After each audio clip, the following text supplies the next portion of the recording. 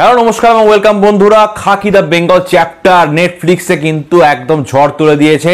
এটা এখন দারুণ একটা পজিশনে আসে এবং সকলের মুখেই কিন্তু এর প্রশংসা। যারা যারা দেখে ফেলেছে তারা কিন্তু strong word of mouth generate করছে এবং বিশ্বের 12টি দেশে টপ 10-এর মধ্যে এটি রয়েছে, অর্থাৎ ট্রেন্ডিং এর মধ্যে রয়েছে এবং টোটাল আমাদের এখানে 16 লক্ষ ভিউজ জেনারেট করতে পেরেছে মাত্র 4 দিনে, অর্থাৎ 1.6 million views in just 4 days. এটা কিন্তু একটা রেকর্ড এবং দারুণ পারফর্ম করছে খাকি দ্য বেঙ্গল চ্যাপ্টার এবং এর জন্য খাকি দ্য বিহার চ্যাপ্টারেরও ট্রেলার অনেক ভিউ আরো বাড়ছে দিন বা দিন। এটা কিন্তু একটা দারুণ একটা জিনিস হচ্ছে এবং খাকি দ্য বেঙ্গল চ্যাপ্টার কিন্তু আরো সাকসেসের দিকে আস্তে আস্তে এগোবে, কারণ ওয়ার্ড অফ মাউথ কিন্তু প্রচন্ড স্ট্রং। লোকে প্রত্যেকে এর প্রশংসা করছে, এর অভিনয়ের প্রশংসা করছে, এর স্ক্রিপ্টের প্রশংসা করছে, ডিরেকশনের প্রশংসা করছে এবং পুরো সিরিজটা যে এনগেজিং সেটার প্রশংসা করছে, বাংলাকে যেভাবে তুলে ধরা হয়েছে সেটার প্রশংসা করছে।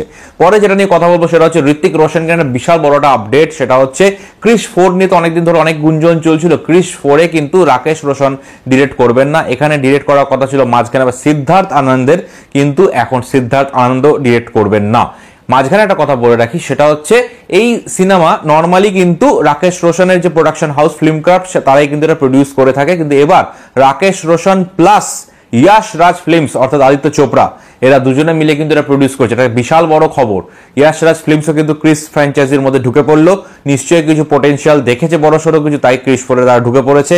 আর ক্রিস 4 ডিরেক্ট করবেন কে?